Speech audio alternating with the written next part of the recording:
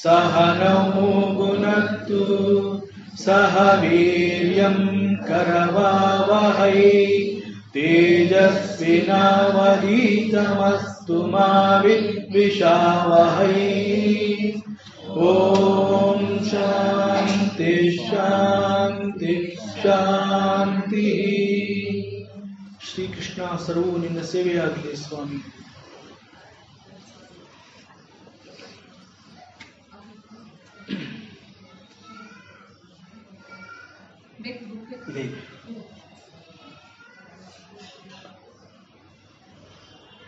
ಆಚಾರ್ಯ ಭಗವಾನ್ ಶ್ರೀ ಶಂಕರರ ಕಾಲಭೈರವಾಷ್ಟಕಂ ನೋಡ್ತಾ ಇದ್ವಿ.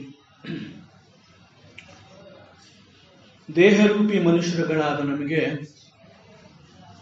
ಹಸಿವೆ ಅಂತಂದ್ರೆ ದೇಹಕ್ಕೆ ಆಹಾರ ಬೇಕು ಅನ್ನುವಂತಹ ಒಂದು ಬಯಕೆ, ದೇಹದ ಹಸಿವು ಅದು ಕಡಿಮೆ ಆದಾಗ ಮನುಷ್ಯ ಮತ್ತೊಂದರ ಕಡೆಗೆ ಗಮನ ಕೊಡಬಹುದು. ಭಕ್ತ ಜನರ ದೇಹದ ಹಸಿವಿಗೆ ಕಾರಣನಾಗಿ ಆ ಮೂಲಕ ಅವರ ಹಸಿವೆಯನ್ನ ಶಮನಗೊಳಿಸಿ ನಂತರ ಸಂತೃಪ್ತಿಯಾದಾಗ ಅವರು ಆಧ್ಯಾತ್ಮದ ಕಡೆಗೆ ಹೊರಳಲು ಅವರನ್ನ ಉತ್ತೇಜಿಸಿ ಅವರಿಗೆ ಭುಕ್ತಿ ಮತ್ತು ಮುಕ್ತಿ ಅನ್ನೋ ಆ ಎರಡನ್ನೂ ಅವನೇ ಕರುಣಿಸುವಂತಹವನು ಈ ಪರಮಾತ್ಮ. ಭಕ್ತರನ್ನ ತನ್ನ ಮಕ್ಕಳಂತೆ ತುಂಬಾ ವಾತ್ಸಲ್ಯ ಪೂರ್ವಕವಾಗಿ, ತುಂಬಾ ಆಪ್ಯಾಯಮಾನವಾಗಿ ಭಕ್ತರ ಕಡೆಗೆ ಅವನ ಮನಸ್ಸು ಅನ್ನೋದಿರುತ್ತೆ.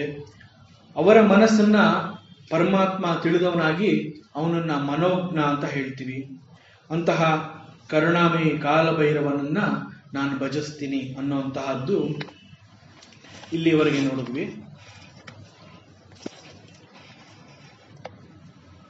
73 ಅಥವಾ 76ನೇ ಪೇಜು,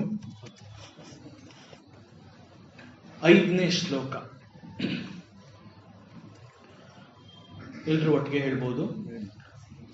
ಧರ್ಮ ಸೇತು ಪಾಲಕಂ ತ್ವಧರ್ಮ ಮಾರ್ಗನಾಶಕಂ ಕರ್ಮ ಪಾಶ ಮೋಚಕಂ ಸುಶರ್ಮದಾಯಕಂ ವಿಭುಂ ಸ್ವರ್ಣವರ್ಣ ಕೇಶ ಪಾಶ ಶೋಭಿತಾಂಗ ನಿರ್ಮಲಂ ಕಾಶಿಕಾಪುರಾದಿನಾಥ ಕಾಲ ಭೈರವಂ ಭಜೆ.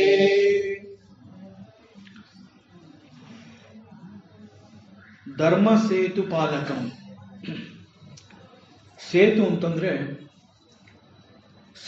ಸೇತುವೆ ಅಂತಂದ್ರೆ ಒಂದು ತುದಿಯನ್ನ ಮತ್ತೊಂದು ತುದಿಯ ಮಾರ್ಗಕ್ಕೆ ಸೇರಿಸುವಂತಹದನ್ನ ಸೇತುವೆ.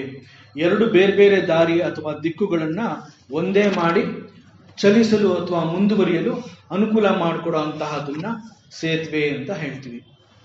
ಇಲ್ಲಿ ಧರ್ಮ ಸೇತು ಪಾಲಕಂ ಅಂತ ಪರಮಾತ್ಮನನ್ನ ಇಲ್ಲಿ ಆಚಾರ್ಯರು ಹೇಳಿದ್ದಾರೆ. ರಾಮಾಯಣದಲ್ಲಿ ನಾವು ನೋಡಿದೀವಿ, ಭಗವಾನ್ ಶ್ರೀರಾಮ ಲಂಕೆಯನ್ನ ಮುಟ್ಟಬೇಕಾದ್ರೆ ಅಥವಾ ಲಂಕೆಗೆ ಹೋಗಿ ತಲುಪಬೇಕಾದಾಗ ಅಲ್ಲಿ ಸಮುದ್ರದ ಮೇಲೆ ಒಂದು ಸೇತುವೆಯನ್ನ ನಿರ್ಮಾಣ ಮಾಡಬೇಕಾಗಿ ಬರುತ್ತೆ. ಸಾಮಾನ್ಯವಾಗಿ ಸೇತುವೆ ನಿರ್ಮಾಣ ಅನ್ನುವಂತಹದ್ದು ತುಂಬಾ ಪುಣ್ಯದ ಕೆಲಸ. ನಾವು ಮಾಡುವಂತಹ ಪುಣ್ಯದ ಕೆಲಸಗಳು, ಕರ್ಮಗಳು ಸುಗಮವಾಗಿ ಸಾಗಬೇಕು, ಅದು ಮುಂದುವರಿಬೇಕು ಅಂತಂದ್ರೆ ಅಲ್ಲಿ ಯಾವ ಅಡಚಣೆ, ತೊಂದರೆಗಳು, ಸಂಕಟ ಇದ್ಯಾವುದು ಎದುರಾಗಬಾರದು. ಅಲ್ಲಿ ಯಾವುದೇ ರೀತಿಯ ಒಂದು ವಿಘ್ನ ಅನ್ನೋದು ಉಂಟಾಗಬಾರದು ಅಂತ ನಾವು ಭಗವಂತನನ್ನ ಪ್ರಾರ್ಥನೆ ಮಾಡ್ತೀವಿ. ಬೇಡದ ಕೆಲಸಗಳನ್ನ ನಾವು ಮಾಡಬೇಕಾದ್ರೆ ನಮ್ಮ ಮನುಷ್ಯನ ಸಹಜ ಗುಣ ನಾವು ಹಿಂದೆ ಮುಂದೆ ನೋಡೋದಿಲ್ಲ.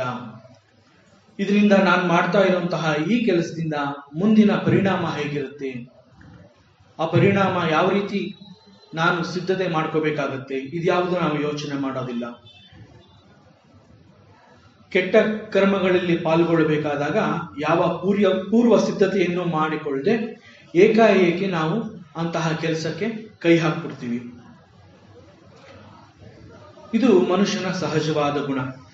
ಒಂದು ಒಳ್ಳೆಯ ಕೆಲಸ, ಪುಣ್ಯದ ಕೆಲಸ, ಒಂದು ಉನ್ನತವಾದ ಧರ್ಮದ ಕೆಲಸ ಇದು ಅನ್ನುವಂತಹದ್ರಲ್ಲಿ ನಾವು ತೊಡಗಿಕೊಳ್ಳುವ ಮುಂಚೆ ಯಾವ ತೊಂದರೆ ಸಂಕಟಗಳು, ಅಲ್ಲಿ ಯಾವ ಒಂದು ವಿಘ್ನ ಎದುರಾಗಬಾರದು ಅಂತ ಪರಮಾತ್ಮನನ್ನ ಪ್ರಾರ್ಥಿಸ್ತೀವಿ. ಅದೇ ರೀತಿಯಲ್ಲಿ ಭಗವಂತ ಶ್ರೀರಾಮ ಈ ಸೇತು ಬಂಧನಂ ಅನ್ನುವಂತಹ ಒಂದು ಯೋಜನೆ ಅಂತಂದ್ರೆ, ಅಲ್ಲಿ ಲಂಕೆಗೆ ಹೋಗ್ಬೇಕಾಗಿ ಬರುತ್ತೆ ಪರಮಾತ್ಮ. ಅಲ್ಲಿ ಲಂಕೆಗೆ ಹೋಗ್ಬೇಕಾದ್ರೆ ಆ ಸಮುದ್ರದ ಮೇಲೆ ಅವನು ಒಂದು ಸೇತುವೆ ನಿರ್ಮಾಣ ಮಾಡಬೇಕಾಗುತ್ತೆ. ಇದು ತುಂಬಾ ದೊಡ್ಡ ಜವಾಬ್ದಾರಿಯಾದ ಕೆಲಸ, ಸಾಮಾನ್ಯ ಅಲ್ಲ. ಅಷ್ಟು ದೊಡ್ಡ ಕೆಲಸ ಮಾಡಬೇಕಾದ್ರೆ ಅಲ್ಲಿ ಒಂದು ಶಕ್ತಿ ಬೇಕಾಗಿರುತ್ತೆ.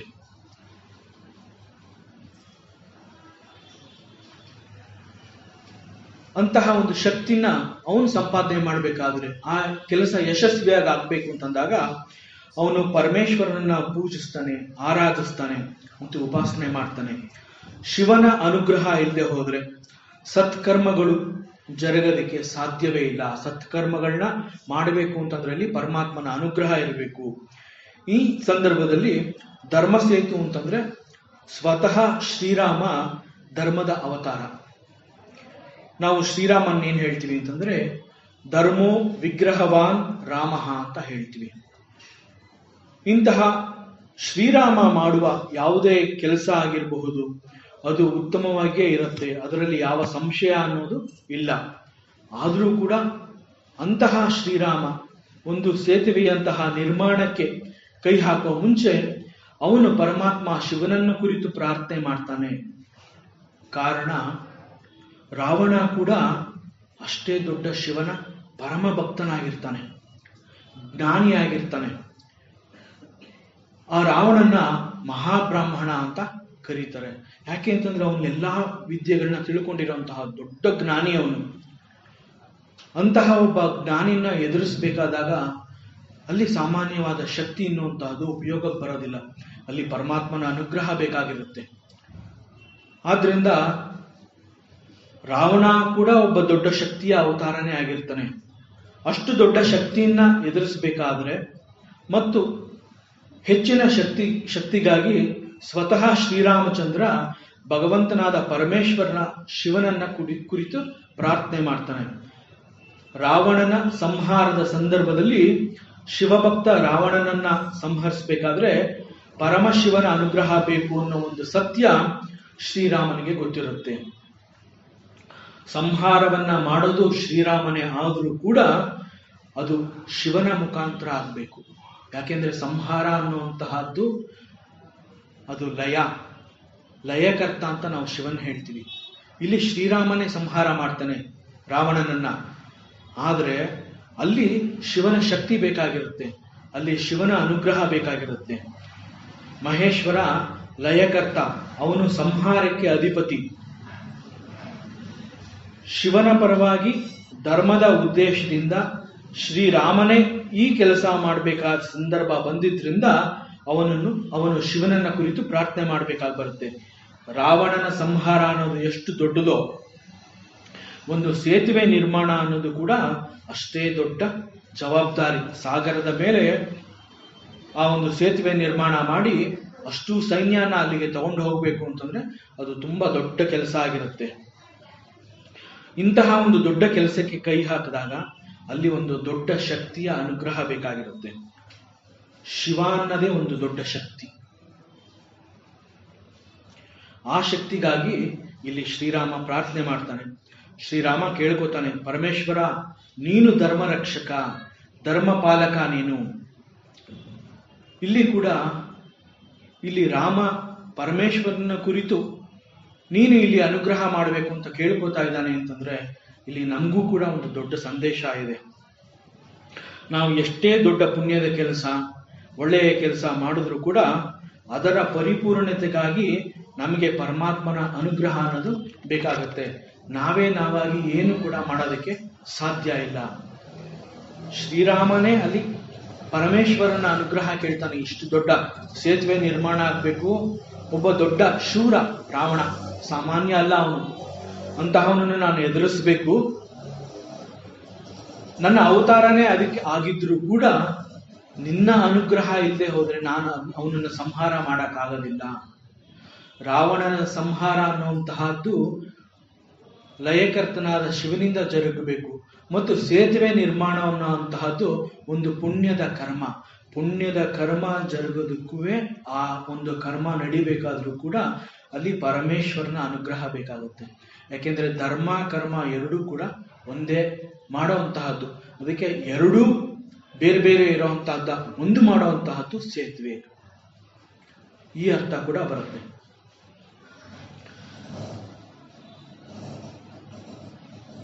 ನಾವು ಏನಾದ್ರೂ ಕೆಲಸ ಮಾಡ್ಬೇಕಾದ್ರೆ ಇದು ಪ್ರೇರಣೆ, ಇದು ನಾನು ಮಾಡಿಸ್ತಾ ಇದೆ ಅಂತ ಹೇಳ್ತೀವಿ. ಆ ಪ್ರೇರಣೆಯನ್ನ ಹಿಡಿದು ನಾವು ಕೆಲಸಕ್ಕೆ ಮುನ್ನುಗ್ತೀವಿ. ನಿಜವಾಗ್ಲೂ ನಾವು ಪ್ರೇರಣೆ ಆಯ್ತು ಅದಕ್ಕೆ ಈ ಕೆಲಸ ಮಾಡ್ತಾ ಇದ್ದೀನಿ ಅಂತ ಹೇಳಿದ್ರು ಕೂಡ ಅಂತಹ ಕೆಲಸನ ಮಾಡೋದಾಗ್ಲಿ ಮಾಡಿಸೋದಾಗ್ಲಿ ಕೇವಲ ಪರಮಾತ್ಮ ಮಾತ್ರ. ಇಲ್ಲಿ ಕೇವಲ ನಾವು ನಿಮಿತ್ತ ಅಷ್ಟೇ.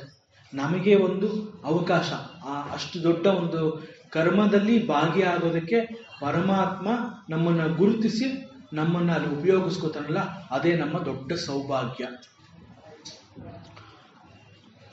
ಆದ್ರಿಂದ ನಮ್ಮ ಕರ್ಮ ಅನ್ನುವಂತಹದ್ದು ಹೋಗಿ ಆ ಧರ್ಮವನ್ನ ಮುಟ್ಟಬೇಕು. ಕರ್ಮವೇ ಧರ್ಮವಾಗಿ ಬದಲಾಗಬೇಕಾಗುತ್ತೆ. ಹೀಗೆ ಕರ್ಮ ಮತ್ತು ಧರ್ಮವನ್ನ ಒಂದು ಮಾಡಿಸುವಂತಹ ಸೇತುವೆ ನಿರ್ಮಾಣಕ್ಕೆ ಪರಮೇಶ್ವರ ನೀನೇ ಪಾಲಕ, ನೀನು ಆ ಶಕ್ತಿನ ಒದಗಿಸ್ಬೇಕು. ಇದನ್ನೇ ಇಲ್ಲಿ ಧರ್ಮ ಸೇತು ಪಾಲಕಂ ಅಂತ ಹೇಳಿರುವಂತಹದ್ದು.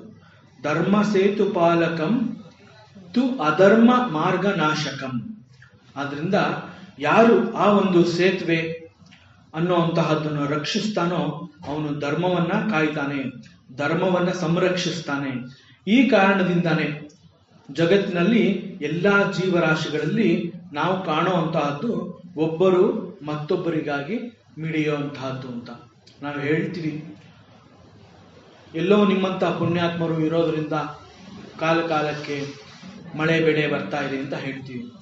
ಅಂತಂದ್ರೆ ಒಬ್ಬ ಪರಮ ಪುರುಷ, ಧರ್ಮಾತ್ಮ, ಸಾಧು ಸಜ್ಜನ ಅವನು ಮಾಡುವಂತಹ ಒಂದು ಕರ್ಮ, ಸತ್ಕರ್ಮ ಅನೇಕ ಜನರಿಗೆ ದಾರಿಯಾಗೋಗುತ್ತೆ. ಯಾಕೆ ಅಂತಂದ್ರೆ ಅವರೆಲ್ಲ ಭಗವತ್ ಸ್ವರೂಪಿ, ಧರ್ಮನ ರಕ್ಷಣೆ ಮಾಡುವಂತಹದ್ದು, ಧರ್ಮನ ಕಾಯುವಂತಹವರು. ಅದರಿಂದ ಎಲ್ಲಾ ಜೀವರಾಶಿಗಳಲ್ಲಿ ಕೂಡ ಅವರು ಈ ಒಂದು ಧರ್ಮ ಸೂಕ್ಷ್ಮತೆಯನ್ನ ಅವರು ಕಂಡುಕೋತಾರೆ. ನಾವು ಸ್ಥೂಲ ರೂಪವಾಗಿ ನೋಡಿದ್ರೆ ನಾನು ಬೇರೆ ನೀನ್ ಬೇರೆ. ಯಾಕೆ ಅಂತಂದ್ರೆ ಫಿಸಿಕಲ್ ಫಾರ್ಮ್ ಅಂತ ಹೇಳ್ತೀವಿ. ನನಗೆ ಒಂದು ಬೇರೆ ರೂಪ ಇದೆ, ನನಗೆ ಒಂದು ಬೇರೆ ಗಾತ್ರ ಇದೆ, ನನಗೆ ನನ್ನದೇ ಆದ ಒಂದು ಎತ್ತರ, ಈ ರೀತಿ ನನ್ನ ರೂಪನೇ ಬೇರೆ ಮತ್ತು ನಿನ್ನ ರೂಪನೇ ಬೇರೆ. ಈ ರೀತಿ ಜಗತ್ತಿನಲ್ಲಿ ಒಬ್ಬರಿಗಿಂತ ಒಬ್ರು ಬೇರೆ ಬೇರೆ ರೀತಿಯಲ್ಲೇ ಇರ್ತಾರೆ. ಬೇರೆ ಬೇರೆ ರೀತಿಯಿಂದ ಇರುವಂತಹ ಈ ಸ್ಥೂಲ ರೂಪಿಗಳಾದ ನಮಗೆ ಒಬ್ಬರಿಗೂ ಮತ್ತೊಬ್ಬರಿಗೂ ಯಾವುದೇ ರೀತಿಯಾದ ಒಂದು ಕೊಂಡಿ ಎನ್ನುವಂತಹದ್ದು, ಬೆಸುಗೆ ಎನ್ನುವಂತಹದ್ದು ಇಲ್ಲ. ನಾನು ಬೇರೆ ನೀನು ಬೇರೆ. ಈ ನಾನು ಬೇರೆ ನೀನು ಬೇರೆ ಎನ್ನುವಂತಹದ್ದು ಇದ್ರೂ ಕೂಡ ಅಲ್ಲಿ ಯಾವುದೇ ಒಂದು ಸ್ಥೂಲ ರೂಪವಾಗಿ ಒಂದು ಬೆಸುಗೆ ಅನ್ನೋದು ಇಲ್ಲದೆ ಹೋದ್ರೂ ಕೂಡ ಕೆಲವೊಂದು ಸಂದರ್ಭಗಳಲ್ಲಿ ಒಬ್ಬರಿಗಾಗಿ ಮತ್ತೊಬ್ಬರು ಮಿಡಿತಾರೆ. ಹಾಗಾದ್ರೆ ಅದಕ್ಕೆ ಕಾರಣ ಏನು ಅಂತಂದ್ರೆ ಒಂದು ಧರ್ಮ ಸೂಕ್ಷ್ಮತೆಯನ್ನ ಅವರು ಗಮನಿಸಿದಾಗ, ಅಲ್ಲಿ ಧರ್ಮ ಸೂಕ್ಷ್ಮತೆಯನ್ನ ಅವರು ಕಂಡುಕೊಂಡಾಗ ಅಲ್ಲಿ ಅವರು ಪ್ರತಿಸ್ಪಂದಿಸ್ತಾರೆ. ಇದಕ್ಕೆ ಕಾರಣ ಸೃಷ್ಟಿ ಎನ್ನುವಂತಹದ್ದು ಈ ಧರ್ಮದ ಬೆಸುಗೆಯನ್ನ ಹಾಕಿರುತ್ತೆ. ಇಂತಹ ಒಂದು ಬೆಸುಗೆ ನಮ್ಮನ್ನ ಒಬ್ಬರಿಗೂ ಮತ್ತೊಬ್ಬರಿಗೂ ಸೇತುವೆಯಂತೆ ಬೆಸೆಯುತ್ತೆ. ಧರ್ಮ ಅನ್ನುವಂತಹದ್ದೇ ಹಾಗೆ. ಆ ರೀತಿನಲ್ಲಿ ಯಾರು ಆ ನಿಯಮವನ್ನು ಮುರಿದು ವಿರುದ್ಧವಾಗಿ ವರ್ತಿಸ್ತಾರೋ ಅಂತಹದನ್ನ ಅಧರ್ಮ ಮಾರ್ಗ ನಾಶಕಂ. ಯಾರು ಇಂತಹ ಧರ್ಮ ಸೂಕ್ಷ್ಮವನ್ನ ಜಗತ್ತಿನ ಸೃಷ್ಟಿಯ ಜೀವರಾಶಿಗಳಲ್ಲಿ ಕಂಡುಕೊಳ್ಳಲಾರರೋ, ಗುರುತಿಸಕ್ ಆಗದಿಲ್ವೋ ಅಂತಹವರು ಧರ್ಮಕ್ಕೆ ವಿರುದ್ಧವಾಗಿ ವರ್ತಿಸ್ತಾರೆ. ಅಂತಹವರು ಅಧರ್ಮ ಮಾರ್ಗವನ್ನ ಹಿಡಿದು ನಡೀತಾರೆ. ಅಧರ್ಮದ ಮಾರ್ಗದಲ್ಲಿರುವವರಿಗೆ ಜೀವರಾಶಿಗಳಲ್ಲಿ ಕಂಡು ಬರುವಂತಹ ಈ ಧರ್ಮ ಸೂಕ್ಷ್ಮಗಳನ್ನ ಗುರುತಿಸೋದಿಕ್ಕೆ ಸಾಧ್ಯ ಇಲ್ಲ. ಜೀವರಾಶಿಗಳಲ್ಲಿ ಧರ್ಮ ಸೂಕ್ಷ್ಮತೆಗಳನ್ನ ಕಂಡುಕೊಳ್ಳೋದು ಅಂತಂದ್ರೆ ಏನು? ಒಬ್ಬ ಮತ್ತೊಬ್ಬನಿಗೆ ಮಿಡಿಬೇಕಾದ್ರೆ ಅಲ್ಲಿ ಯಾವುದೇ ಸ್ಥೂಲ ರೂಪವಾಗಿ ಬಾಂಧವ್ಯ ಇಲ್ಲದೆ ಹೋದ್ರೂ ಕೂಡ ಆ ರೀತಿ ಒಂದು ಪ್ರತಿಸ್ಪಂದಿಸೋದು ಯಾಕೆ? ಅದನ್ನು ಧರ್ಮ ಸೂಕ್ಷ್ಮ ಅಂತ ಯಾಕೆ ಹೇಳಿದ್ದಾರೆ? ಉದಾಹರಣೆಗೆ, ಒಬ್ಬ ಕೆಟ್ಟ ವ್ಯಕ್ತಿತ್ವದ ಮನುಷ್ಯ, ನಮ್ಮ ವೇದಾಂತದಲ್ಲಿ ಯಾವುದೇ ವ್ಯಕ್ತಿಯನ್ನ ನೇರವಾಗಿ ಕೆಟ್ಟ ವ್ಯಕ್ತಿ ಅಂತ ಹೇಳಲಿಲ್ಲ. ಅವನು ಬೆಳೆಸಿಕೊಂಡಿರುವಂತಹ ಒಂದು ಗುಣಗಳನ್ನ ವ್ಯಕ್ತಿತ್ವದ ಮುಖಾಂತರ ಅವನನ್ನ ಹೇಳ್ತಾರೆ. ಈ ವ್ಯಕ್ತಿತ್ವದ ಕಾರಣ ಅವನು ಕೆಟ್ಟವನು. ಬೇಸಿಕಲಿ ಮೂಲವಾಗಿ ಅವನು ಕೆಟ್ಟವನಲ್ಲ. ಯಾಕೆಂದ್ರೆ ಅವನಲ್ಲಿ ಆ ಒಂದು ಚೇತನಾ ಶಕ್ತಿ, ಅವನಲ್ಲಿ ಮಿಡಿತಾ ಇರುವಂತಹ ಒಂದು ಚೇತನಾ ಶಕ್ತಿನದೇ ನನ್ನಲ್ಲಿ ಕೂಡ ಮಿಡಿತಾ ಇರೋದು. ಸೊ ನನ್ನಲ್ಲಿ ಅವನಲ್ಲಿ ಇರೋ ಒಂದು ಕಾಮನ್ ಆ ಒಂದು ಚೇತನಾ ಶಕ್ತಿ ಅಲ್ಲಿ ಒಳ್ಳೆಯದು ಕೆಟ್ಟದು ಅನ್ನುವಂತಹದ್ದಲ್ಲ. ಆ ಶಕ್ತಿನ ಉಪಯೋಗಿಸ್ಕೊಂಡು ನಾನು ತೋರುವ ವರ್ತನೆಗಳಿಗೆ ನನ್ನ ವ್ಯಕ್ತಿತ್ವ ಈ ರೀತಿ ಇದೆ, ನಿನ್ನ ವ್ಯಕ್ತಿತ್ವ ಈ ರೀತಿ ಇದೆ, ಅವನ ವ್ಯಕ್ತಿತ್ವ ಆ ರೀತಿ ಇದೆ. ಆದರೆ ನಮ್ಮೆಲ್ಲರಲ್ಲೂ ಆ ಚೇತನಾ ಶಕ್ತಿ ಎನ್ನುವಂತಹದ್ದು ಆ ಒಂದು ಮಾತ್ರ. ಅದನ್ನೇ ನಾವು ಪರಮಾತ್ಮ ಶಕ್ತಿ ಅಂತ ಹೇಳ್ತೀವಿ. ಆ ಶಕ್ತಿ ನಮ್ಮೆಲ್ಲರಲ್ಲೂ ಇದೆ. ಆ ಶಕ್ತಿ ನಮ್ಮೆಲ್ಲರಲ್ಲೂ ಒಂದೇ ರೀತಿಯಿಂದ ಇದ್ದು, ಅದರ ಸಹಾಯದಿಂದ ನಾವು ನಮ್ಮ ದೇಹವನ್ನ ನಾನು ಅಂತ ಗುರುತಿಸಿಕೊಂಡು ನನ್ನ ಬಯಕೆಗಳಿಗೆ, ನನ್ನ ಸ್ವಭಾವಗಳಿಗೆ, ನನ್ನ ಗುಣಗಳಿಗೆ ನಾನು ತಕ್ಕಂತೆ ವರ್ತಿಸ್ತಾ ನಾನು ಈ ಜಗತ್ತಿನಲ್ಲಿ ಹೇಗೆ ಅನ್ನೋದನ್ನ ನಾನೇ ನಿರ್ಧಾರ ಮಾಡ್ಕೋತೀನಿ. ನಾನು ಹೇಗಿದ್ದೀನಿ ಅನ್ನೋದನ್ನ ನಿರ್ಧಾರ ಮಾಡ್ಕೊಳ್ಳೋ ಅಂತಹದ್ದು ನಾನೇ. ಆದ್ರೆ ಆಮೇಲೆ ಇದು ನನ್ನ ಹಣೆ ಬರಹ ಅಂತ ನಾವು ಪರಮಾತ್ಮನ ದೂಷಿಸ್ತೀವಿ. ಒಬ್ಬ ಕೆಟ್ಟ ವ್ಯಕ್ತಿತ್ವದ ಮನುಷ್ಯ ಅಂತ ಇಲ್ಲಿ ಹೇಳಿದಾಗ ಅವನು ಆ ಸ್ವಭಾವದಿಂದ ಅಂತಹ ವ್ಯಕ್ತಿತ್ವನ್ನ ಬೆಳೆಸ್ಕೊಂಡಿರ್ತಾನೆ. ಮೂಲವಾಗಿ ಅವನು ನಾನು ಒಂದೇ. ಆ ರೀತಿಯ ವ್ಯಕ್ತಿತ್ವದ ಒಬ್ಬ ಮನುಷ್ಯ ತನ್ನ ಸ್ವಂತ ಮಕ್ಕಳಲ್ಲಿರೋ ಒಂದು ಸಜ್ಜನಿಕೆ, ಸದಾಚಾರನ ಗುರುತಿಸಿ, ಈ ನನ್ನ ಮಕ್ಕಳುಗಳು ಎಷ್ಟು ಸದಾಚಾರದಿಂದ ಇದ್ದಾರೆ, ಎಷ್ಟು ಒಳ್ಳೆ ನಡತೆಯಿಂದ ಇದ್ದಾರೆ, ನನ್ನ ವರ್ತನೆಗೂ ಅವರ ವರ್ತನೆಗೂ ಎಷ್ಟೊಂದು ಭಿನ್ನವಾಗಿದೆ, ನಾನು ಈ ರೀತಿ ಜಗತ್ತಿನಲ್ಲಿ ಇದ್ದೀನಿ, ನಾನು ಇಂತಹ ಕೆಲಸಗಳನ್ನ ಮಾಡ್ತಾ ಇದ್ದೀನಿ, ನಾನು ಏನ್ ಮಾಡ್ತಾ ಇದ್ದೀನಿ ಅನ್ನೋದು ನನಗೆ ಗೊತ್ತು. ಆದರೆ ನನ್ನ ಮಕ್ಕಳಲ್ಲಿ ಇಷ್ಟೊಂದು ಒಳ್ಳೆತನ ಇದೆಯಲ್ಲ, ಒಳ್ಳೆ ಕೆಲಸಗಳನ್ನ ಮಾಡ್ತಾ ಇದ್ದಾರಲ್ಲ ಅಂತಂದ್ರೆ ಆ ಮಕ್ಕಳಲ್ಲಿ ಅವನು ಗುರುತಿಸಿದ ಆ ಒಂದು ಸ್ವಭಾವ, ಆ ಒಂದು ಸೂಕ್ಷ್ಮತೆಯನ್ನ ಧರ್ಮ ಸೂಕ್ಷ್ಮ ಅಂತಂದ್ರೆ ಪ್ರತಿಯೊಬ್ಬನಿಗೂ ಒಳ್ಳೇದು ಯಾವುದು ಕೆಟ್ಟದ್ದು ಯಾವುದು ಅನ್ನೋದು ಒಂದು ಲೆವೆಲ್ ಅಲ್ಲಿ ಗೊತ್ತಾಗತ್ತೆ. ಆದ್ರೆ ಅದನ್ನ ಗುರುತಿಸಿದ ಮೇಲೆ ನಮ್ಮ ಬಯಕೆ ಅನ್ನೋದು ದೊಡ್ಡದಾಗಿ ನಾವು ಯಾವುದು ಬೇಕೋ ಅದನ್ನ ಮಾತ್ರ ಆರಿಸ್ಕೋತೀವಿ. ನಾನು ನನ್ನ ಕಣ್ಣೆದುರುಗಡೆ ಬಿದ್ದಿರುವಂತಹ ಮತ್ತೊಬ್ಬನ 100 ರೂಪಾಯಿನ ತಗೋಬೇಕಾದ್ರೆ ಆ 100 ರೂಪಾಯಿ ನಂದಲ್ಲ ಅನ್ನೋದು ನನಗೆ ಗೊತ್ತಿರುತ್ತೆ. ಅದನ್ನು ತಗೊಳ್ಳೋಂತಹದ್ದು ಪಾಪದ ಕೆಲಸ ಅನ್ನೋದು ನನಗೆ ಗೊತ್ತು. ಅದು ತಗೊಂಡ್ರೆ ಅಧರ್ಮ ಅನ್ನೋದು ನನಗೆ ಗೊತ್ತು. ತಗೋಬಾರ್ದು ಅನ್ನೋದು ಧರ್ಮ. ಅಂದ್ರೆ ಧರ್ಮ ಅಧರ್ಮ ಇವೆರಡರ ವಿಚಾರ ನನಗೆ ಗೊತ್ತಾಗಿದೆ. ನನಗೆ ಗೊತ್ತಾದ್ಮೇಲೆ ನಾನು ಹೇಗೆ ಬಿಹೇವ್ ಮಾಡ್ತೀನಿ. ಆ 100 ರೂಪಾಯಿ ಸಿಕ್ಕಿದ್ರೆ ನಾನು ಹೊಟ್ಟೆ ತುಂಬ ಏನಾರು ಊಟ ಮಾಡ್ಬೋದು, ಮಸಾಲೆ ದೋಸೆ ತಿನ್ಬೋದು. ಈ ರೀತಿ ನನ್ನ ಬಯಕೆ ದೊಡ್ಡದಾಗಿ ಕಾಣುತ್ತೆ. ಅದು ಬೇರೆಯವನ ದುಡ್ಡು ಅನ್ನೋದು ನನಗೆ ಆವಾಗ ಧರ್ಮ ಅಧರ್ಮ ಎರಡೂ ವಿಚಾರಗಳು ಗೊತ್ತಾದ್ರೂ ಕೂಡ ನನ್ನ ಬಯಕೆ ಆ ಧರ್ಮಕ್ಕಿಂತ ಹೆಚ್ಚಾಗಿ ನಾನು ಬೆಳೆಸಿ ಅದನ್ನ ಪೋಷಿಸಿರ್ತೀನಿ. ನಾನು ಅದನ್ನ ಪೋಷಿಸಿದಾಗ ಆ 100 ರೂಪಾಯಿನ ನಾನು ತಗೋತೀನಿ. ನಾನು ತಪ್ಪು ಮಾಡಿದ್ದೀನಿ ಅನ್ನೋದು ನನಗೆ ಗೊತ್ತಾಗುತ್ತೆ. ಈ ರೀತಿ ಒಬ್ಬ ಕೆಟ್ಟ ವ್ಯಕ್ತಿತ್ವದ ಮನುಷ್ಯ ತನ್ನ ಮಕ್ಕಳಲ್ಲಿ ಇರುವಂತಹ ಒಂದು ಸಜ್ಜನಿಕೆ ಸದಾಚಾರನ ಗುರುತಿಸಿ ಇವರುಗಳು ಒಳ್ಳೆಯವರು ಅನ್ನೋದನ್ನ ಅವನು ಕಂಡುಕೋತಾನಲ್ಲ, ಅದು ಧರ್ಮ ಸೂಕ್ಷ್ಮ ಅನ್ನುವಂತಹದ್ದು. ನಾನು ಜೀವಿಸುವ ರೀತಿ ಬೇರೆ, ನನ್ನ ಬದುಕೇ ಬೇರೆ, ನನ್ನ ರೀತಿ ನೀತಿಗಳೇ ಬೇರೆ, ಎಲ್ಲವೂ ಬೇರೆ ಬೇರೆಯಾಗೇ ಇರುತ್ತೆ. ಅದೇ ತರ ಅವರದೇ ಬೇರೆ ಬೇರೆಯಾದ ವರ್ತನೆ, ಅವರ ಆಚಾರ ವಿಚಾರ ಈ ರೀತಿ ಇದೆ. ಆದ್ರೂ ಕೂಡ ಅವರೆಲ್ಲ ನನ್ನ ಮಕ್ಕಳೇ. ಆದ್ರೂ ಅವರು ನನ್ನದೇ ಪ್ರತಿರೂಪ. ಅವರು ಬೇರೆ ಯಾರೂ ಅಲ್ಲ. ನನ್ನ ಬಯಕೆಯಿಂದ ಬಂದಂತಹ ಅವರು ನನ್ನ ಮಕ್ಕಳುಗಳು, ನನ್ನದೇ ಪ್ರತಿರೂಪ ಅವರು. ಆದರೆ ನಾನು ನನ್ನ ಸ್ವಭಾವವನ್ನ ಈ ರೀತಿ ಬೆಳೆಸ್ಕೊಂಡು ನಾನು ಹೀಗೆ ಬದುಕ್ತಾ ಇದ್ದೀನಿ, ಆದರೆ ಅವರು ಮತ್ತೊಂದು ರೀತಿಯಲ್ಲಿ ಈ ಆಚಾರ ವಿಚಾರ ಬೆಳೆಸ್ಕೊಂಡು ಅವರು ಆ ರೀತಿ ಬದುಕ್ತಾ ಇದ್ದಾರೆ. ಎರಡೂ ನನಗೆ ಗೊತ್ತಾಗ್ತಾ ಇದೆ.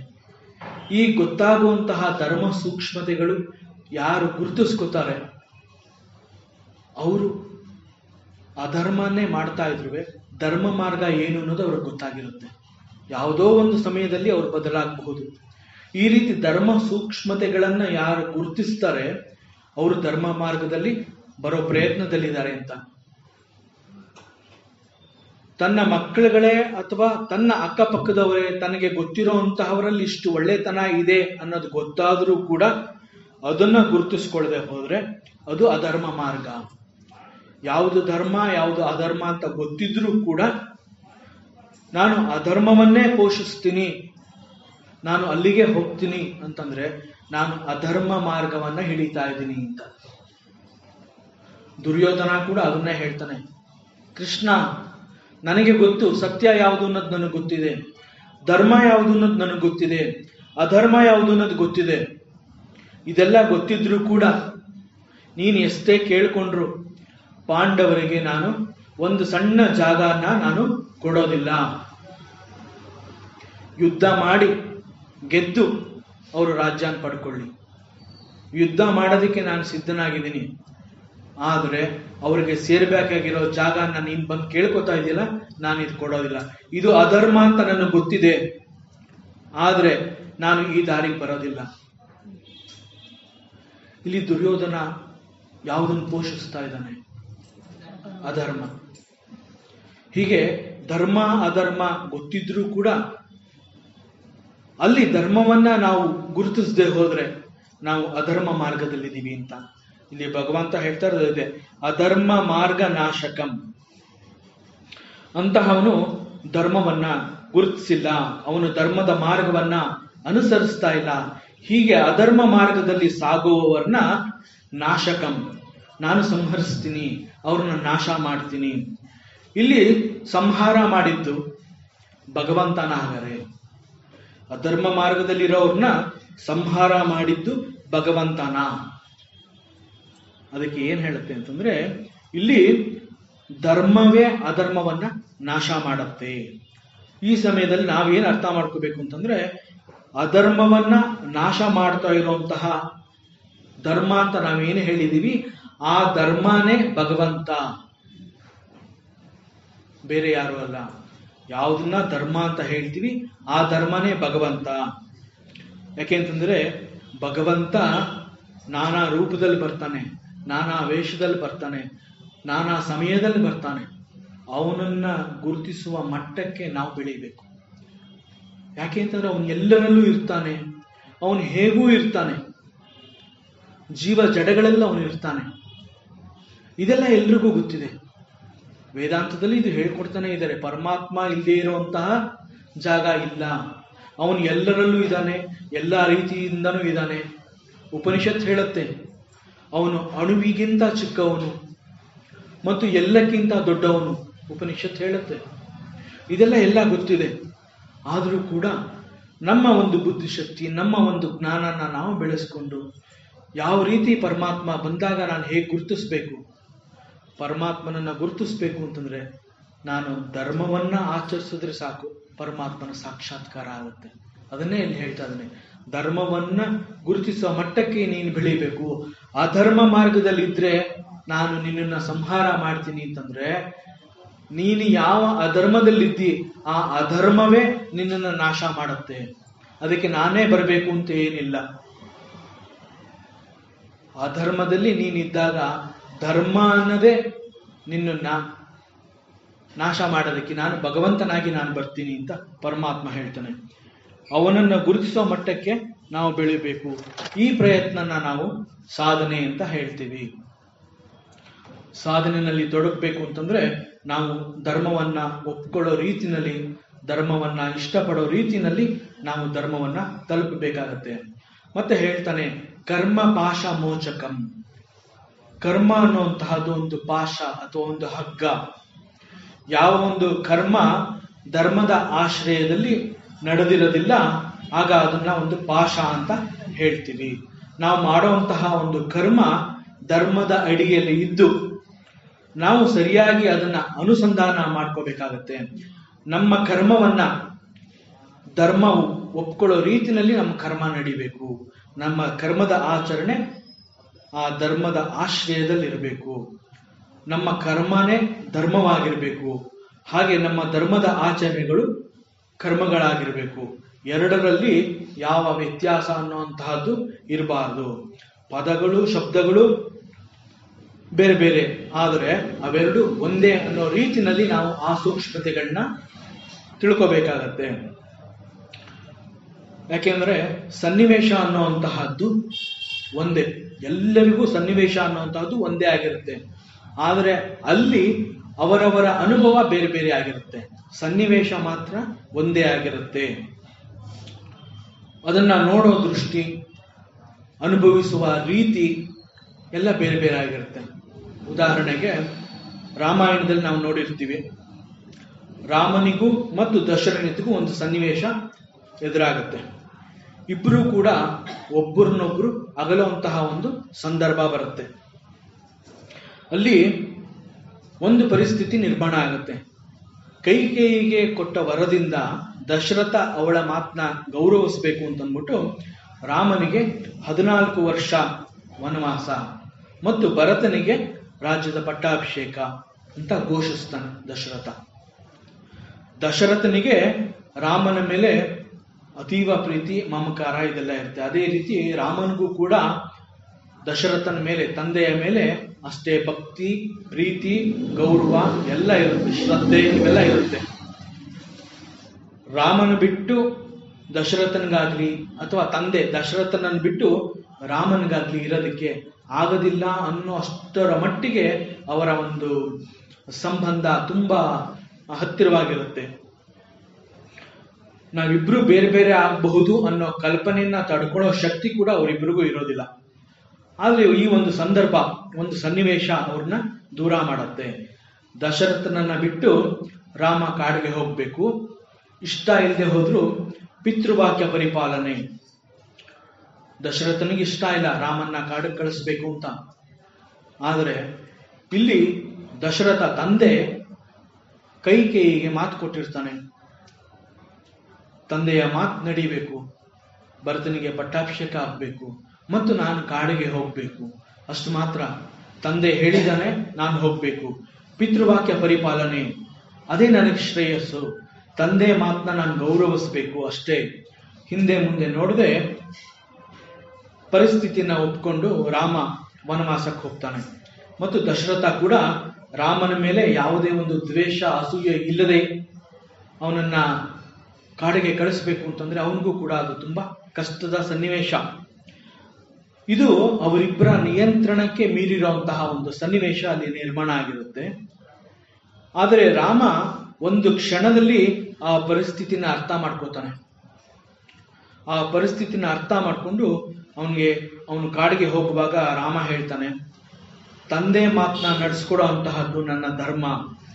ರಾಮನ ಈ ಧರ್ಮವನ್ನ ದಶರಥನ್ಗೆ ಅರ್ಗಿಸ್ಕೊಳ್ಳೋದಕ್ಕೆ ಆಗ್ಲಿಲ್ಲ. ಆ ವೇದನೆಯಲ್ಲಿ ಅವನು ಪ್ರಾಣ ಬಿಡ್ತಾನೆ. ಧರ್ಮ ಅನ್ನೋ ಒಂದು ಕರ್ಮವೇ ಸರಿಯಾದ ಅನುಸಂಧಾನ ಅಲ್ಲಿ ಆಗದೆ ಹೋಗಿದ್ರಿಂದ ಅಲ್ಲಿ ಈ ಕರ್ಮ ಅನ್ನುವಂತಹದ್ದೇ ಒಂದು ಪಾಶ ಆಗತ್ತೆ. ಕರ್ಮ ಪಾಶ ಮೋಚಕಂ ಅಂತಂದ್ರೆ ಧರ್ಮ ಮತ್ತು ಕರ್ಮದ ಅನುಸಂಧಾನ, ಆ ಸನ್ನಿವೇಶನ ಹೇಗೆ ಅರ್ಥ ಮಾಡ್ಕೋಬೇಕು. ಸನ್ನಿವೇಶ ಒಂದೇ, ರಾಮ ದಶರಥ ಅಗಲಬೇಕು. ಆದರೆ ಪರಿಸ್ಥಿತಿನ, ಸನ್ನಿವೇಶನ ರಾಮ ಅರ್ಥ ಮಾಡ್ಕೊಂಡಿದ್ದ ರೀತಿ ಬೇರೆ, ದಶರಥ ಅರ್ಥ ಮಾಡ್ಕೊಂಡಿದ್ದು ಬೇರೆ. ದಶರಥನ್ಗೆ ಅರ್ಥ ಮಾಡ್ಕೊಳಕ್ಕಾಗ್ಲಿಲ್ಲ, ಅರಗಿಸ್ಕೊಳಕ್ಕಾಗ್ಲಿಲ್ಲ. ಅವನು ಆ ವೇದನೆಯಲ್ಲಿ ತನ್ನ ಪ್ರಾಣ ಬಿಡ್ತಾನೆ. ಆದರೆ ರಾಮ ಕಾಡಿಗೆ ಹೋಗ್ತಾನೆ. ಈ ಒಂದು ಧರ್ಮ ಕರ್ಮ ಅನ್ನೋ ಈ ಒಂದು ಸಂದಿಗ್ಧ ಪರಿಸ್ಥಿತಿನ ಸರಿಯಾಗಿ ಅಲ್ಲಿ ಅನುಸಂಧಾನ ಆಗದೆ ಇದ್ದಿದ್ರಿಂದ ಅಲ್ಲಿ ಕರ್ಮ ಪಾಶ ಮೋಚಕಂ ಅಂತಂದ್ರೆ ಆ ಒಂದು ಧರ್ಮದ ಕರ್ಮನೇ ಒಂದು ಪಾಶ ಆಗತ್ತೆ. ಮತ್ತು ಸುಶರ್ಮದಾಯಕಂ ವಿಭುಂ, ಶರ್ಮ ಅಂತಂದ್ರೆ ಸಂತೋಷವಾಗಿರುವಂತಹದ್ದು, ಪ್ರಸನ್ನ ಚಿತ್ತ ಅಂತ ಹೇಳ್ತೀವಿ. ಒಂದು ಸಂತೃಪ್ತ ಭಾವ, ನೆಮ್ಮದಿ, ಶಾಂತತೆಯ ಅನುಭವ, ಇಂತಹ ಒಂದು ಮಧುರವಾದ ಪ್ರಸನ್ನ ಚಿತ್ತವನ್ನ, ಸಮಾಧಾನನ್ನ ಕೊಡುವಂತಹ ಅವನು ಸುಶರ್ಮದಾಯಕಂ. ಸುಶರ್ಮದಾಯಕಂ ವಿಭುಂ. ಇಂತಹ ಒಂದು ಕೊಡೋ ಶಕ್ತಿ, ಇಂತಹ ಒಂದು ಸಮಾಧಾನ, ಪ್ರಸನ್ನ ಚಿತ್ತವನ್ನ ಕೊಡುವಂತಹವನು ಕೂಡ ವಿಭುಂ ಅಂತಂದ್ರೆ ಪ್ರಭು. ಯಾರಿಗಂತಹ ಶಕ್ತಿ ಇದೆ ಅಂತಂದ್ರೆ ನಮ್ಮ ಈ ಪ್ರಭು ಪರಿಪಾಲಕ ಪರಮಾತ್ಮ ಅನ್ನುವ ಅರ್ಥ ಕೂಡ ಬರುತ್ತೆ. ಕರ್ಮವು ಧರ್ಮದ ಆಶ್ರಯದಲ್ಲಿ ಇಲ್ಲದೆ ಹೋದ್ರೆ ಆಗ ಕರ್ಮ ಪಾಶದಿಂದ ಅವನು ಬಲಿ ತಗೋಬೇಕಾಗತ್ತೆ. ಹಾಗೆ ಕರ್ಮ ಮತ್ತು ಧರ್ಮ ಒಂದೇ ಅನ್ನುವಂತಹ ಒಂದು ಆಚರಣೆ ಬಂದಾಗ ಪ್ರಸನ್ನ ಚಿತ್ತವನ್ನ, ಶಾಂತತೆಯನ್ನ, ಸಂತೃಪ್ತಿಯನ್ನ ನಮ್ಮ ಈ ಪ್ರಭು ವಿಭುಂ ದಾಯಕಂ ಕೊಡ್ತಾನೆ. ರಾಮನಿಗೆ ಕಾಡಿಗೆ ಹೋಗ್ಬೇಕಾದ್ರೆ ಪ್ರಸನ್ನ ಚಿತ್ತತೆ, ಸಮಾಧಾನ, ಸಂತೃಪ್ತ, ತಂದೆಯ ಮಾತನ್ನ ಗೌರವಿಸಬೇಕು. ಆ ಒಂದು ಶಾಂತಿ, ಸಮಾಧಾನ ಇದೆಲ್ಲ ರಾಮನಿಗೆ ಸಿಕ್ಕಿದೆ.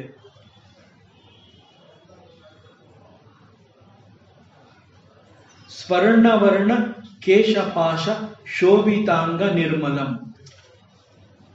ತನ್ನ ಜಟೆನಲ್ಲಿ, ಆ ಕೇಶರಾಶಿನಲ್ಲಿ ಅಲ್ಲಲ್ಲಿ ಸ್ವರ್ಣ ಅಂತಂದ್ರೆ ಬಂಗಾರ, ಬಂಗಾರದ ಬಣ್ಣದ ಒಂದು ರೀತಿಯ ದಾರದಿಂದ ಅವನು ತನ್ನ ಜಟೆಯನ್ನ ಅಲಂಕರಿಸಿಕೊಂಡಿರ್ತಾನೆ. ಆ ಜಟೆನಲ್ಲಿ ಆ ಕೇಶರಾಶಿ ಎನ್ನುವಂತಹ ಒಂದು ಸೌಂದರ್ಯ ಎದ್ದು ಕಾಣ್ತಾ ಇರುತ್ತೆ. ಅವನ ಈ ರೀತಿಯ ಅಲಂಕಾರ ಮತ್ತು ಶೋಭಿತ ಅಂಗ, ಅವನ ದೇಹದ ಎಲ್ಲಾ ಅಂಗಾಂಗಗಳು ಶೋಭಿಸ್ತಾ ಇದೆ. ಅವನ ದೇಹ, ರೂಪ, ಕೇಶರಾಶಿ ಎಲ್ಲವೂ ನಿರ್ಮಲಂ, ನಿರ್ಮಲವಾಗಿ ದೋಷರಹಿತವಾಗಿ ಅವನು ಕಂಗೊಳಿಸ್ತಾ ಇದ್ದಾನೆ. ಎಲ್ಲಿ ಮಲ ಅನ್ನುವಂತಹದ್ದು, ದೋಷ ಅನ್ನುವಂತಹದ್ದು ಇರೋದಿಲ್ವೋ ಅವಾಗ ಅದು ತುಂಬಾ ಸುಂದರವಾಗಿ ಕಂಡು ಬರುತ್ತೆ. ತನ್ನ ಜಟೆನಲ್ಲಿ ಬಂಗಾರದ ಬಣ್ಣದ ದಾರದಿಂದ ಮಾಡಿಕೊಂಡಿರುವಂತಹ ಒಂದು ಕೇಶಾಲಂಕಾರ ಅವನ ನಿರ್ಮಲವಾದ ದೇಹಕ್ಕೆ ಮತ್ತಷ್ಟು ಮೆರುಗು ಕೊಟ್ಟು ಅವನ ಸುಂದರತೆಯನ್ನು ಅದು ಹೆಚ್ಚಿಸ್ತಾ ಇದೆ. ಇಂತಹ ಕಾಶಿಕಾಪುರಾದಿನಾಥ ಕಾಲಭೈರವನನ್ನ ಸ್ಮರ್ಸಣ ಅಂತ ಈ ಒಂದು 5ನೇ ಶ್ಲೋಕ ಇದೆ. ಮುಂದಿನ ಶ್ಲೋಕನ್ನ ಮುಂದಿನ ದಿನ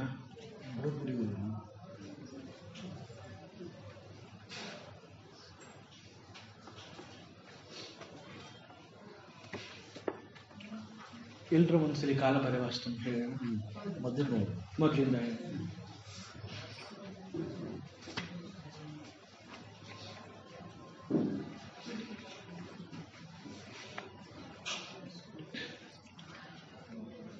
ದೇವರಾಜ ಸೇವ್ಯಮಾನ ಪಾವನಾಂಗ್ರಿ ಪಂಕಜಂ ವ್ಯಾಲಯಜ್ಞ ಸೂತ್ರಮಿಂದು ಶೇಖರಂ ಕೃಪಾಕರಂ ನಾರದಾದಿ ಯೋಗಿ ವೃಂದ ವಂದಿತಂ ದಿಗಂಬರಂ ಕಾಶಿಕಾಪುರಾದಿನಾಥ ಕಾಲ ಭೈರವಂ ಭಜೆ ಭಾನುಕೋಟಿ ಭಾಸ್ವರಂ ಭವಾಬ್ಧಿತಾರಕಂ ಪದಂ ನೀಲಕಂಠಮೀಪ್ಸಿತಾರ್ಥದಾಯಕಂ ತ್ರಿಲೋಚನಂ ಕಾಲಕಾಲಮಂಬುಜಾಕ್ಷಮಕ್ಷಶೂಲಮಕ್ಷರಂ ಕಾಶಿಕಾಪುರಾದಿನಾಥ ಕಾಲಭೈರವಂ ಭಜೆ ಶೂಲಟಂಕಪಾಶದಂಡಪಾಣಿಮಾದಿಕಾರಣಂ ಶಾಮಕಾಯಮಾದಿದೇವಮಕ್ಷರಂ ನಿರಾಮಯಂ ಭೀಮವಿಕ್ರಮಂ ಪ್ರಭುಂ ವಿಚಿತ್ರತಾಂಡವ ಪ್ರಿಯಂ ಕಾಶಿಕಾಪುರಾದಿನಾಥ ಕಾಲಭೈರವಂ ಭಜೆ ಭುಕ್ತಿ ಮುಕ್ತಿದಾಯಕಂ ಪ್ರಶಸ್ತ ಚಾರು ವಿಗ್ರಹಂ ಭಕ್ತವತ್ಸರಂ ಸ್ಥಿರಂ ಸಮಸ್ತಲೋಕ ವಿಗ್ರಹಂ ನಿಕ್ವಣನ್ ಮನೋಜ್ಞ ಹೇಮ ಕಿಂಕಿಣೀಲ ಸತ್ಕಟಿಂ ಕಾಶಿಕಾಪುರಾದಿನಾಥ ಕಾಲಭೈರವಂ ಭಜೆ ಧರ್ಮ ಸೇತುಪಾಲಕಂ ಸ್ವಧರ್ಮ ಮಾರ್ಗನಾಶಕಂ ಕರ್ಮ ಪಾಶಮೋಚಕಂ ಸುಶರ್ಮದಾಯಕಂ ವಿಭುಂ ಸ್ವರ್ಣವರ್ಣ ಕೇಶಪಾಶ ಶೋಭಿತಾಂಗ ನಿರ್ಮಲಂ ಕಾಶಿಕಾಪುರಾದಿನಾಥ ಕಾಲಭೈರವಂ ಭಜೆ ರತ್ನಪಾದುಕಾ ಪ್ರಭಾಭಿರಾಮ ಪದ್ಮಯುಗ್ಮಕಂ ನಿತ್ಯಮದ್ವಿತೀಯಮಿಷ್ಟ ದೈವತಂ ನಿರಂಜನಂ मृत्युदर्पनाशनं करालदंष्ट्रभूषणं काशिकापुरादिनाथ कालभैरवं भजे। अट्टहास भिन्न पद्मजाण्डकोश सन्ततिं दृष्टिपातनष्ट पापजालमुग्रशासनम् अष्टसिद्धिदायकं कपालमालिकाधरं काशिकापुरादिनाथ कालभैरवं भजे। भूतसङ्गनायकं विशालकीर्तिदायकं काशीवासिलोकपुण्यपापशोधकं विभुं नीतिमार्गकोविदं पुरातनं जगत्पतिं काशिकापुरादिनाथ कालभैरवं भजे। कालभैरवाष्टकं पठन्ति ये मनोहरं ज्ञानमुक्तिसाधकं विचित्रपुण्यवर्धनम् शोकमोहलोपदैन्यकोपतापनाशनं ते प्रयान्ति कालभैरवाङ्घ्रिसन्निधिं ध्रुवम् ते प्रयान्ति कालभैरवाङ्घ्रिसन्निधिं ध्रुवम्।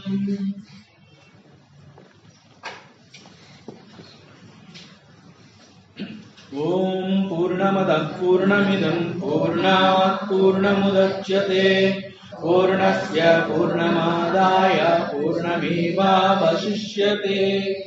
ओम शांति शांति ಶಾಂತಿ। ಈ ದಿನದ ಈ ಪ್ರವಚನ ಸೇವೆಯನ್ನ ಸದ್ಗುರು ಶ್ರೀ ಚಿಕ್ಕಲಿಂಗಣ್ಣರವರ ಪಾದಾರವಿಂದಗಳಿಗೆ ಭಕ್ತಿಯಿಂದ ಅರ್ಪಿಸೋಣ। ಶ್ರೀಕೃಷ್ಣ ಸರ್ವೂ ನಿನ್ನ ಸೇವೆಯಾಗಲಿ।